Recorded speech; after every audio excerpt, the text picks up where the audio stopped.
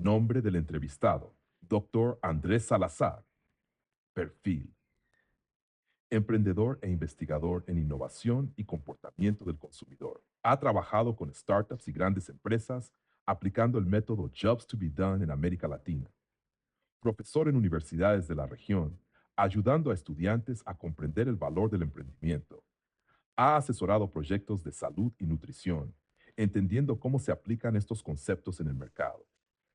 Con este perfil, la entrevista puede abordar por qué las universidades top incluyen cursos de emprendimiento obligatorios, cómo un estudiante de nutrición podría beneficiarse de pensar como emprendedor, ejemplos reales de profesionales de la salud que han innovado en su campo, qué desafíos específicos enfrenta un emprendedor en Lima y América Latina. Si estás de acuerdo con este perfil, iniciamos la entrevista en el estilo de detective de mercado. Entrevistador ChatGPT. Entrevistado: Dr. Andrés Salazar, experto en emprendimiento y Jobs to be Done, con experiencia en Latinoamérica. Inicio de la entrevista. Entre Dr. Salazar, gracias por su tiempo. Antes de entrar en detalles, quiero entender un poco su historia. Usted ha trabajado con innovación y emprendimiento por muchos años. ¿Cómo llegó a interesarse en este campo? Gracias a ustedes. Mi camino comenzó en el mundo del diseño de productos y el marketing, pero me di cuenta de que muchas empresas creaban cosas que nadie realmente quería. Descubrí el método Jobs to be Done con Bob Moesta y Clayton Christensen, y eso me abrió los ojos. No se trata de vender productos, sino de entender los problemas reales de las personas. Desde entonces, me he dedicado a ayudar a empresas y emprendedores a construir soluciones que la gente realmente contrate para mejorar su vida. En Latinoamérica, y específicamente en Perú, vemos que muchas universidades han comenzado a incluir cursos de emprendimiento obligatorios. Un estudiante de nutrición podría preguntarse: ¿por qué me obligan a llevar un curso de emprendimiento si quiero trabajar en salud? ¿Cuál sería su respuesta? Esa es una excelente pregunta y refleja una duda común.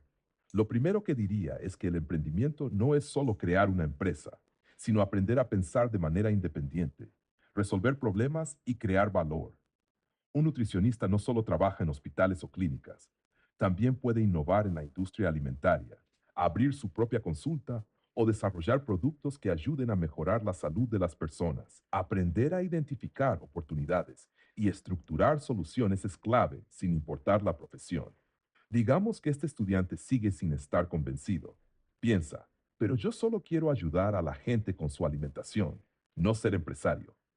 ¿Cómo le haría ver el valor del emprendimiento sin que suene a tienes que crear un negocio sí o sí? Muy buen punto. No todos tienen que fundar una startup, pero todos se benefician de una mentalidad emprendedora. Por ejemplo, si un nutricionista nota que muchas personas en Lima tienen problemas para acceder a comidas saludables por falta de tiempo, ¿cómo podría solucionar eso? Podría diseñar un programa de asesoría personalizada, crear contenido educativo en redes sociales o colaborar con empresas de alimentos. Todas esas son soluciones emprendedoras, aunque no impliquen abrir un negocio formal. Entrevistador: usted ha trabajado con emprendedores en América Latina. ¿Cuáles diría que son los mayores retos para un Joven. sin experiencia que quiere emprender aquí? El primer desafío es cultural. En muchos países latinos nos educan para ser empleados, no para crear soluciones. Luego está el miedo al fracaso, que a veces paraliza a las personas antes de intentarlo. Y finalmente está la falta de acceso a financiamiento o redes de apoyo, lo que hace que muchos emprendedores trabajen con recursos limitados. Pero hay buenas noticias. Hoy en día, con herramientas digitales y comunidades de emprendedores, nunca ha sido más fácil aprender y empezar con pocos recursos. Volvamos al estudiante de nutrición. ¿Podría compartir un ejemplo real de un profesional de la salud que haya usado el pensamiento emprendedor sin haber tenido experiencia previa? Por supuesto, conocí a una nutricionista en Colombia que, tras ver que muchos pacientes abandonaban sus dietas por falta de motivación, creó un servicio de suscripción que enviaba menús personalizados con recetas y listas de compras semanales. No necesitó inversión grande, solo su conocimiento y la voluntad de probar. Hoy, su plataforma tiene miles de suscriptores y sigue creciendo. Doctor Salazar, antes mencionó que la mentalidad emprendedora puede ayudar a cualquier profesional, incluso si no quiere abrir un negocio. En el caso del estudiante de nutrición en Lima, ¿qué circunstancias específicas podrían hacer que termine contratando el emprendimiento como una herramienta útil? Buena pregunta. Para responderla, debemos entender su contexto. Imaginemos que este estudiante está en su tercer año de carrera. Probablemente divide su tiempo entre clases, prácticas y estudios. Tiene una carga horaria alta y no está pensando en el largo plazo, sino en aprobar sus cursos y prepararse para su internado. En este escenario, el emprendimiento le parece una distracción innecesaria. Pero ahora imaginemos que este mismo estudiante, después de hacer su primera práctica en una clínica, se da cuenta de que los pacientes no siguen las dietas que les dan los nutricionistas. Nota que las personas quieren comer mejor, pero les cuesta encontrar opciones saludables accesibles. Aquí es donde cambia su perspectiva. Ahora tiene un problema real frente a él. Eso es clave. En el método detective de mercado, este sería el momento en el que detectamos un trabajo por hacer. Exacto. El trabajo por hacer aquí no es quiero ser emprendedor, sino algo más concreto. Quiero que mis pacientes realmente adopten hábitos saludables sin sentirse restringidos. Ese es el problema real.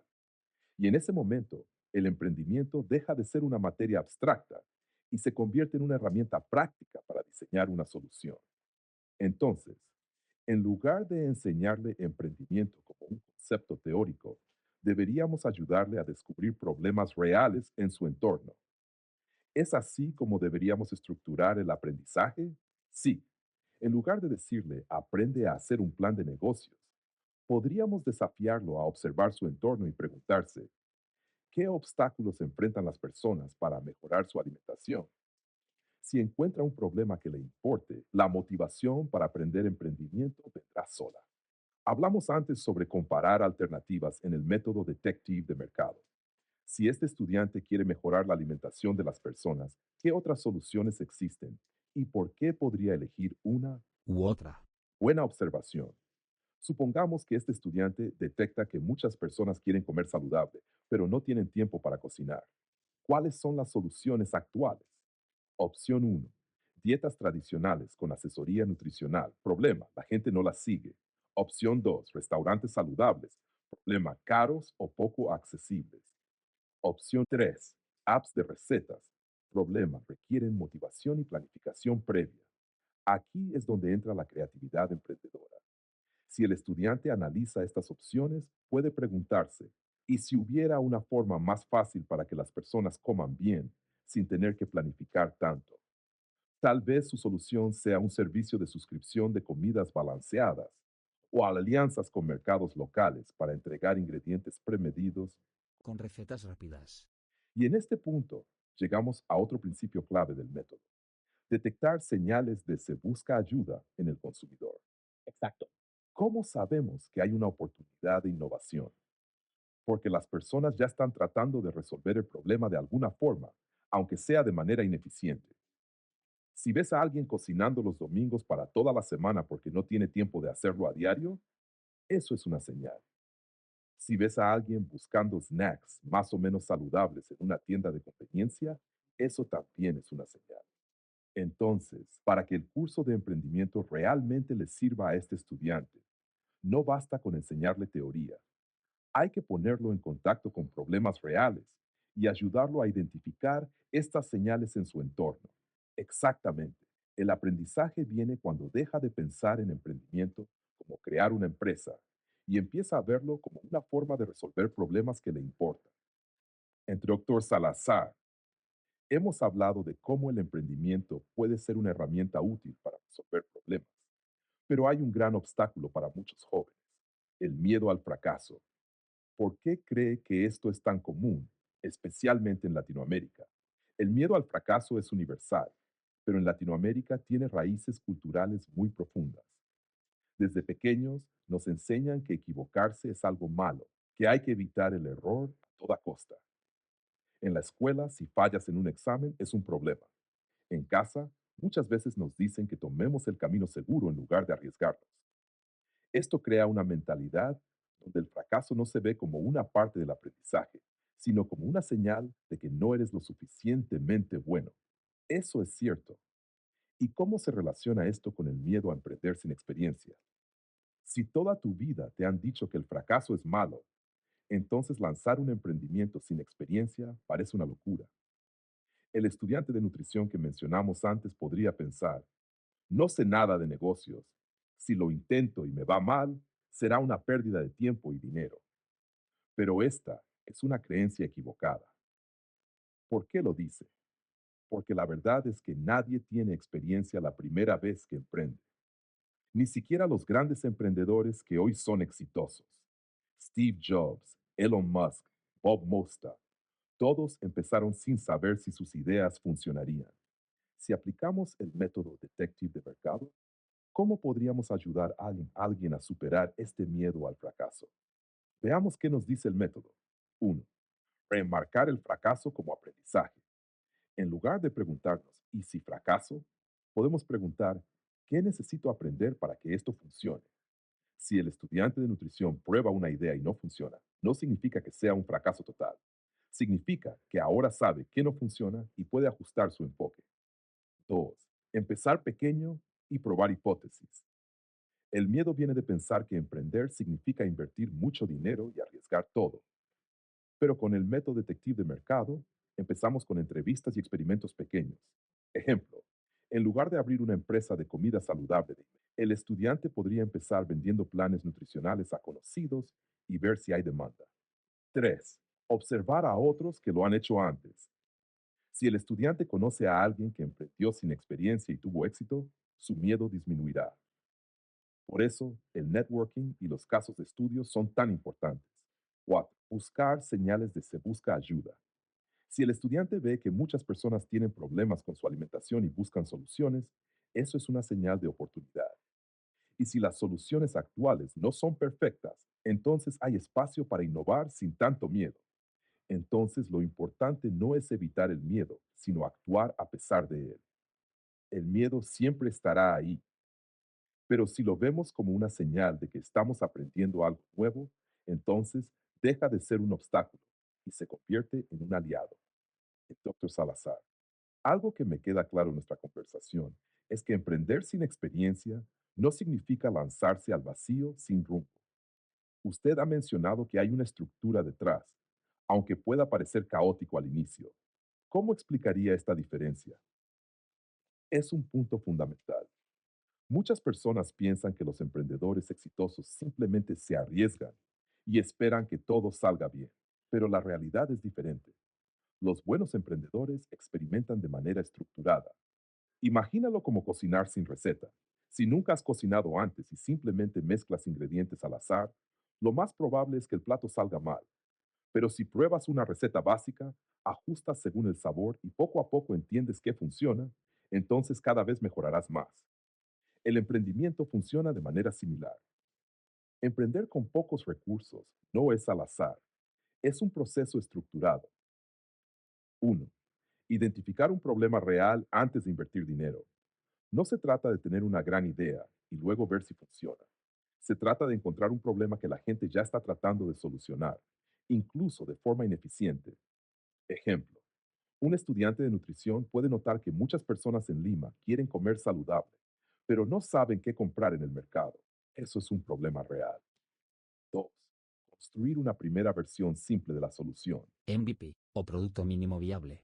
En vez de abrir un restaurante saludable, podría probar creando planes de alimentación personalizados y ver si la gente paga por ellos. Este enfoque le permite probar la idea sin gastar mucho dinero ni tiempo. 3. Recoger datos y ajustar la idea con base en la realidad. Si las personas dicen, me encanta, pero no tengo tiempo para cocinar, el estudiante podría ajustar la idea para incluir recetas rápidas. Es un proceso iterativo, no un salto al vacío. 4. Solo invertir más cuando ya haya evidencia de demanda. Si después de 20 clientes el estudiante ve que hay un patrón claro de necesidad, entonces puede pensar en escalar su solución. Es lo opuesto a apostarlo todo desde el inicio. Emprender es caótico, no es azaroso. Entonces, el proceso de emprender con pocos recursos puede parecer caótico desde afuera, pero en realidad sigue un orden lógico. Exactamente. Lo caótico es la incertidumbre inicial, la falta de respuestas claras, pero el proceso de encontrar una solución viable es completamente estructurado. Si sigues los pasos adecuados, observar, identificar un problema, probar soluciones pequeñas y ajustar con base en datos, reduces enormemente el riesgo de fracaso. Diría que el error que cometen muchos emprendedores es invertir demasiado antes de validar su idea. Sí, un error común es gastar meses diseñando un producto perfecto antes de saber si alguien lo quiere. En cambio, los emprendedores más inteligentes prueban rápido con lo mínimo necesario y van mejorando en el camino. ¿Podría compartir un ejemplo de alguien que haya seguido este proceso de forma estructurada? Conozco el caso de Renata, una estudiante de gastronomía en México. Ella quería emprender con un restaurante de comida saludable, pero no tenía dinero para alquilar un local ni contratar personal.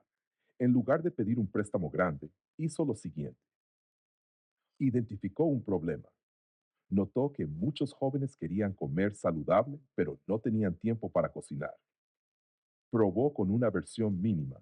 Empezó cocinando almuerzos saludables desde su casa y vendiéndolos por WhatsApp a compañeros de universidad. Recogió información y ajustó.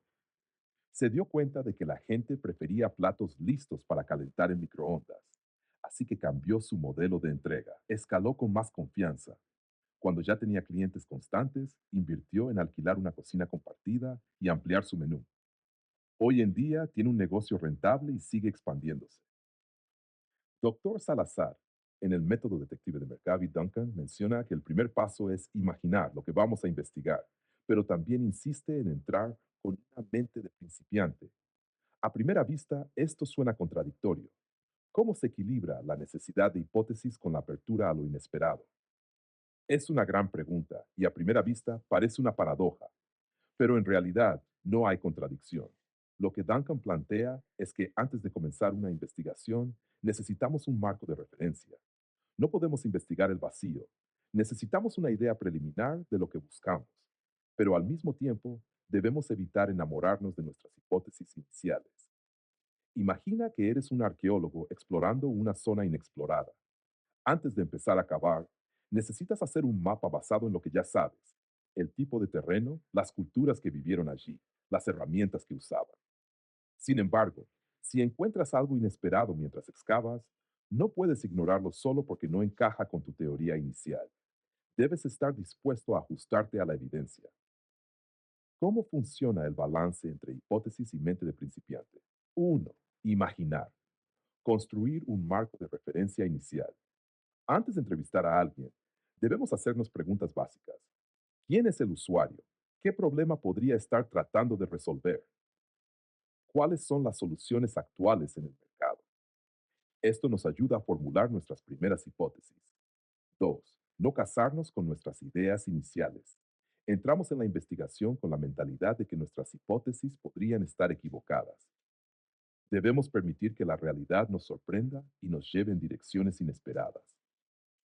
3. Aprender a observar sin filtrar la información. Si buscamos solo confirmar nuestras hipótesis, caemos en sesgo de confirmación. La clave es escuchar activamente, sin intentar que las respuestas encajen en nuestras expectativas. 4. Reformular hipótesis a medida que aprendemos. Cada entrevista es una oportunidad para ajustar nuestra comprensión. La verdadera investigación es un ciclo. Imaginar, investigar, ajustar, volver a imaginar. Ejemplo, aplicando esta medida de una investigación real. Caso, un estudiante de nutrición quiere investigar por qué las personas no siguen dietas saludables.